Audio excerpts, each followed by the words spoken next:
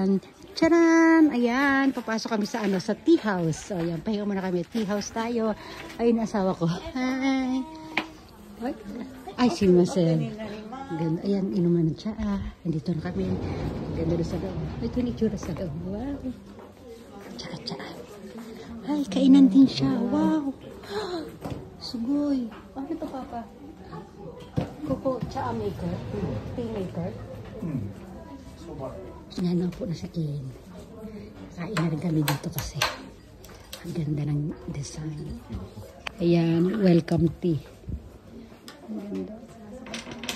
Doon pala gawaan ng soba. Philly. Diba? Ang ganda ng mga lagayan nila. Yes, Ken. Ano yan na?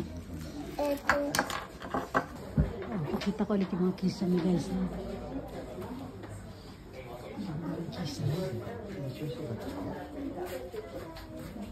Ito guys, pakita ko lang gawaan ng ng soba.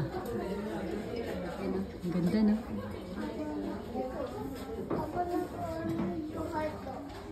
Tingin tayo sa kisame. View sa labas. Ganda rin nila, restaurant nila. Ganda na sa hill. Yan yung mga order namin guys. Kani? Ebi. May ka? Yan hipon. Parang may ganyan sa Pilipinas. Kaya, Ano tawag doon? Upoy ba sa Pilipinas? Ano ba tama? Upoy. Yan, soba. Ito yung soba. Wow.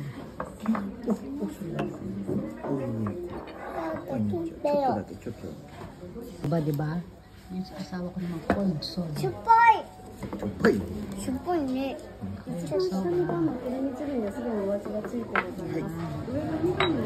Kin. Wala pa yung order ni Kin. Lagayan nila ng tsaa. Ano yung papasup? Supay. Ito to. Bowl ka. Oyu. Soup pala yan. Soup. Yung pinang-boil ng soba. Akala ko tsaa. Ang ganda oh.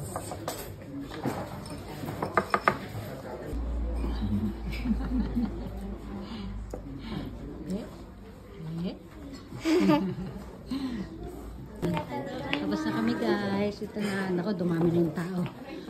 Oh. Ang ganda pa. Ito pala yung tsura ng Japanese garden na pinuntahan namin kanina.